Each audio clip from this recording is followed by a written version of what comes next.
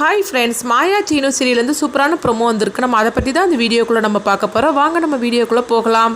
ரமணி பாட்டி அவங்க சிவாக்கிட்டேயும் மாயாக்கிட்டேயும் சொல்கிறாங்க, எப்படியாவது நாளைக்கு நீங்கள் வரும்போது என் பையனையும் பேரனையும் நீங்கள் அழைச்சிட்டு வந்துடணும் அப்படின்னு சொல்லும்போது, நீங்கள் கவலைப்படாதீங்கம்மா, அதுக்காக தான் நாங்கள்லாம் கஷ்டப்பட்டுட்டு இருக்கிறோம் அப்படின்னு சொல்லிட்டு இருக்கவும், அடுத்ததாக பார்த்தோம்னா ஜானகி அழுதுட்டு இருக்கும்போது இப்போ மாயா அவங்களுக்கு ஆறுதல் சொல்லிட்டு இருக்கிறாங்க.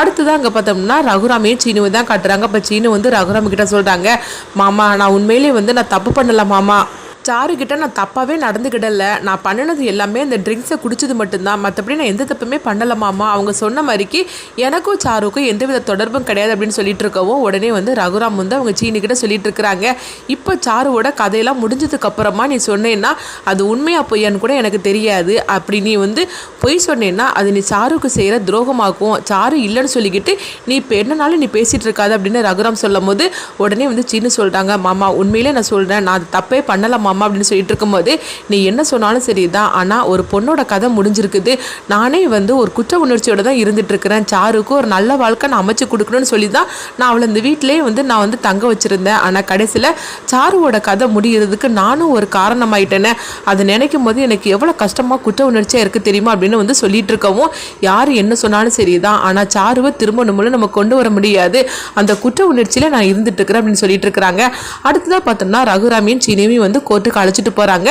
அப்போ இங்கே பார்க்கும்போது மாயாவையும் சிவாவையும் தான் காட்டுறாங்க. அப்போ அவங்க எஃப்ஐஆர் காப்பி வாங்குறதுக்காக அவங்க ஸ்டேஷனுக்கு வராங்க. அப்போ அங்கே பார்த்தோம்னா கான்ஸ்டபிள் சொல்லிட்டு இருக்கிறாங்க, இன்ஸ்பெக்டர் அவர் கோர்ட்டுக்கு அவங்க ரெண்டு பேரையும் அழைச்சிட்டு போயிட்டார் அப்படின்னு சொல்லவும், அப்படியா அப்போ எங்கள் எஃப்ஐஆர் காப்பி மட்டும் தாங்க அப்படின்னு சொல்லும்போது, கொஞ்சம் வெயிட் பண்ணுங்க தார் அப்படின்னு சொல்லிட்டு அவங்க எடுத்துகிட்டு இருக்கும்போது, அடுத்ததாக பார்த்தோம்னா சாருவோட கதை முடிஞ்சிருக்கும் போது அப்போ ஃபோட்டோ எடுத்திருப்பாங்களா, அந்த ஃபோட்டோகிராஃபர் வராங்க, இந்த மாதிரிக்கு அந்த பொண்ணு ஃபோட்டோ எடுத்தோம்னா அந்த ஃபோட்டோலாம் இதில் இருக்குது அப்படின்னு சொல்லிட்டு இருக்கவும், உடனே அவர் வாங்குறாரு. அப்போ அவங்க வாங்கிட்டு சொல்கிறாரு, சரி நீங்கள் ரெண்டு பேரும் கோர்ட்டுக்கு தானே போகிறீங்க, அப்போ இன்ஸ்பெக்டர்கிட்ட இதை கொடுத்துருந்தீங்களான்னு சொல்லி கேட்டுட்டு இருக்கவும், உடனே மாயாவும் சிவாவும் சரி அப்படின்னு சொல்லிட்டு அந்த ஃபோட்டோவை வாங்குறாங்க. அப்புறமா எஃப்ஐஆர் காப்பியும் வாங்கிட்டு அவங்க வெளியே வரும்போது இப்போ மாயா அந்த ஃபோட்டோவை பார்க்குறாங்க. பார்த்ததுமே அவங்க அதிர்ச்சி அடைகிறாங்க. சித்தப்பா அங்கே பாருங்க அப்படின்னு சொல்லும் போது, என்ன மாயா அப்படின்னு சொல்லி கேட்டுட்டு இருக்கவும், சாருவோட கையில் ஏதோ ஒரு பிரேஸ்லெட் இருக்குது பாருங்க அப்படின்னு சொல்லவும், உடனே அவங்களும் அந்த ஃபோட்டோவை பார்க்குறாங்க. பார்த்ததுமே சிவா அதிர்ச்சி அடைகிறாங்க. ஆமா மாயா நீ சொல்கிறது கரெக்டு தான், சாரோட கையில் பிரேஸ்லெட் இருக்குது, இது யாரோட பிரேஸ்லெட்டாக இருக்கும் அப்படின்னு சொல்லி கேட்டுட்டு இருக்கும் போது, உடனே என்ன நடந்திருக்கும் அப்படின்னு சிவா குழப்பத்தோடு கேட்கும் போது, அப்போ மாயா சொல்கிறாங்க, சித்தப்பா இது சந்தேகமே இல்லை, சாருவோட கதை அவளாக முடிச்சுக்கிடல, அவளை யாரோ அவள் கதையை முடிச்சிருக்காங்க சித்தப்பா அப்படிங்கவும், இதை கட்டதுமே சிவா அதிர்ச்சி அடைகிறாங்க. யார் இது செஞ்சுருப்பாங்க அப்படிங்கும்போது, நம்மளுக்கு எதிரி இந்த ஊரில் வேறு யார் இருக்கிறா, நம்ம குடும்பத்தையே பழிவாங்கன்னு சொல்லிக்கிட்டு அலையிறது யாரு, அவள் புவனேஸ்வரி தானே, அவங்க தான் யாரோ இதை செஞ்சுருக்கணும் அப்படிங்கவும், இதை கட்டதுமே அவங்க அதிர்ச்சி அடைகிறாங்க. அப்போ இந்த ஃபோட்டோவை நம்ம கொடுத்துட்டோம்னா அப்போ அண்ணனை வெளியே விட்டுருவாங்களா சீனுவி அப்படின்னு சொல்லி கேட்டுட்டு இருக்கும்போது, இல்லை சித்தப்பா கண்டிப்பாக வெளியே விட மாட்டாங்க, ஆனால் என்னன்னா நம்மளுக்கு ஒரு வாய்ப்பு கொடுப்பாங்க அப்படின்னு சொல்லவும், சரி இதை நம்ம உடனே கொண்டுட்டு போயிடலாம் அப்படின்னு சொல்லிட்டு அவங்க மாயாவும் சிவாவும் அங்கேருந்து கிளம்புறாங்க. அடுத்து பார்த்தோம்னா ரகுராமையும் சீனுவியும் கோர்ட்டுக்கு அழைச்சிட்டு வருவோம். தனாவும் மணியும் அங்கே வராங்க. அவங்களுக்கு முன்னாடியே ஜானகி அங்கே வரவும், என்னம்மா எங்களுக்கு முன்னாடி நீங்கள் வந்துட்ட, நீ எதுக்குமா வந்த அப்படிங்கும்போது, அது எப்படி நான் வராமல் இருக்க முடியும், எப்படியாவது அவர் இன்னைக்கு ரெண்டு வரையும் வெளியே விட்டுருன்னு சொல்லிக்கிட்டு நான் சாமி கிட்ட வேண்டிக்கிட்டு வந்திருக்கிறேன் அப்படிங்கும்போது, அப்போ ரகுராமே சீனிவே அழைச்சிட்டு வராங்க. அங்கே பார்த்தோம்னா புவனேஸ்வரி மகாலிங்க பசுபதி இவங்க மூணவரும் அவங்களுக்காக வெயிட் பண்ணிட்டு இருக்கவும், ரகுராமை பார்த்ததுமே மகாலிங்க பயங்கரமாக திட்ட ஆரம்பிச்சிருந்தாங்க, உங்கள் ரெண்டு வரையும் நான் வெளியே விட மாட்டேன், அந்த அளவுக்கு பாருங்க நான் என்ன பண்ணுறேன் பாருங்க அப்படின்னு சொல்லிட்டு இருக்கவும், என் பொண்ணோட வாழ்க்கையை நாசம் பண்ணிட்டீங்களே, கடைசியில் என் பொண்ணோட கதையை முடிச்சிட்டிங்களே, என்னை நம்ப வச்சு இந்த மாதிரிக்கு நீங்கள் பண்ணிட்டீங்களா, எனக்கு துரோகம் பண்ணிட்டு அப்படின்னு சொல்லிட்டு ரகுராம வாய்க்கு வந்தபடி மகாலிங்க திட்டிகிட்டு இருக்கிறாங்க. ரகுராமும் ரொம்பவே குற்ற உணர்ச்சியோட அவங்களும் போகவும், அப்போ ஜானகி இதெல்லாம் பார்த்துட்டு அவங்க அழுதுகிட்டே இருக்கிறாங்க. அடுத்ததை பார்த்தோம்னா அவங்க கோர்ட்டுக்குள்ளே வந்துடும் போது, உடனே தனா அவங்க மணிக்கிட்ட கேட்டுட்டு இருக்கிறாங்க, நம்மளுக்காக எந்த லாயர் வாதாட வச்சிருக்கீங்க அப்படின்னு சொல்லி கேட்டுட்டு இருக்கமோ, அந்த இருக்கிறார் பாரு அப்படின்னு சொல்லும்போது, உடனே தனா பார்க்குறாங்க, அவர் நல்ல லாயர் தானான்னு சொல்லி கேட்டுட்டு இருக்கும்போது, என்ன தானே அப்படி பேசிட்டு இருக்கிற, நியாயமான கேஸுக்கு தான் அவர் வாதாடுவார் அப்படின்னு சொல்லவும், அதனால தான் நம்ம கேஸை பற்றி தெரிஞ்சதுமே அவர் வாதாடுறதுக்கு சம்மதிச்சிட்டாரு அப்படின்னு சொல்லிட்டு இருக்கவும், அது கிட்டதுமே தனா சந்தோஷப்படுறாங்க. அடுத்ததாக பார்த்தோம்னா நீதிபதி வராங்க. வந்ததுமே அங்கே வாதாடுறதுக்கு அவங்க தொடங்கிறவும், அப்போ இங்கே பார்த்தோம்னா மாயா தனாவுக்கு ஃபோன் பண்ணுறாங்க, தனா அங்கே எல்லோரும் வந்தாச்சு அப்படிங்கும்போது, ஆமாம் மாயா வந்தாச்சு, இது எல்லாரும் சீக்கிரமாக நீங்கள் ரெண்டு பேரும் வாங்க அப்படின்னு சொல்லிட்டு இருக்கும்போது, நாங்களும் சீக்கிரமாக வந்துட்டுருக்கோம் அப்படிங்கும்போது, அங்கே டிராஃபிக்கில் அவங்க மாட்டிக்கிட்டு தாங்க. அப்போ மாயா சொல்கிறாங்க, என்ன சித்தப்பா டிராஃபிக்கில் மாட்டிக்கிட்டோமே, இப்போ கோர்ட்டுக்கு போடாதுன்னா இதை நம்ம காட்ட முடியும் இந்த ஆதாரத்தை அப்படிங்கும்போது, ஆமாம் மாயா நீ சொல்கிறதெல்லாம் கரெக்டு தான், இன்றைக்கி பார்க்க இவ்வளோ டிராஃபிக்காக இருக்குது அப்படின்னு சிவாவும் சொல்லிட்டு இருக்கிறாங்க. அடுத்து பார்த்தோம்னா அவங்க மகாலிங்க ஏற்பாடு பண்ணுறேன்னா அந்த வக்கீல் அவங்க ரகுராம் ரகுராமுக்கு சீனுவுக்கு எதிராக அவங்க வாதாடிட்டு இருக்கிறாங்க. சீனு இந்த மாதிரிக்கு சாருவை நம்ப வச்சு நாசம் பண்ணினது மட்டும் இல்லாமல் கடைசியில் வந்து அவளுடைய கதையை முடிச்சிருக்கிறாங்க.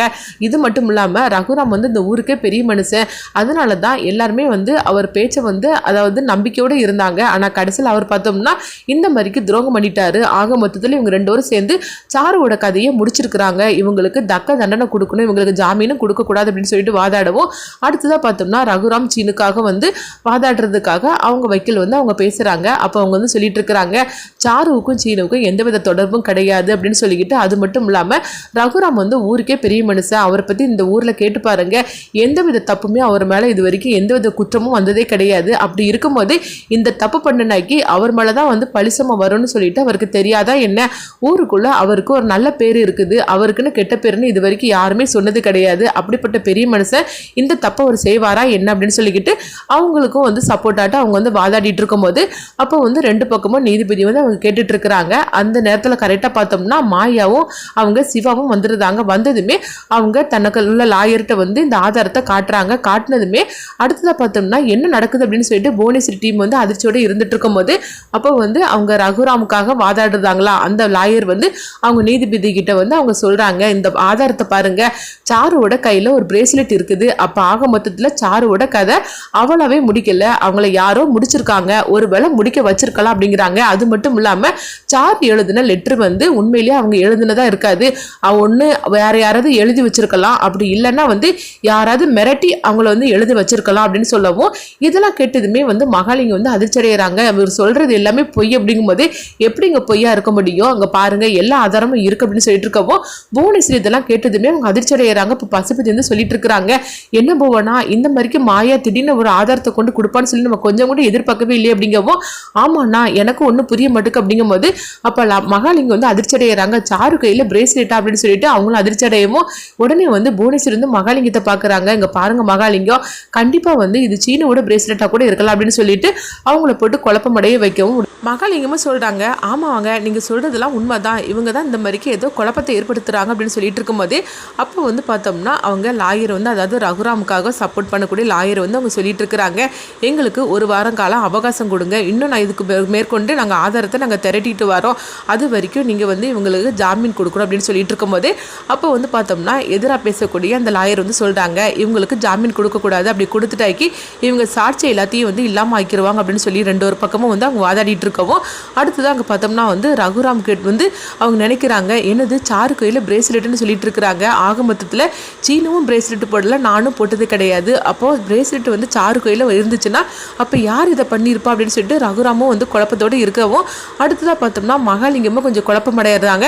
ஏன்னா பார்த்தோம்னா அவங்க சீனு கையில் பிரேஸ்லெட் போட்ட மாதிரிக்கு அவங்க பார்த்ததே கிடையாது, அதே மாதிரிக்கு ரகுராமும் போட்டது கிடையாது அப்படின்னு மகாலிங்கம் வந்து யோசிக்க ஆரம்பிச்சிருந்தாங்க.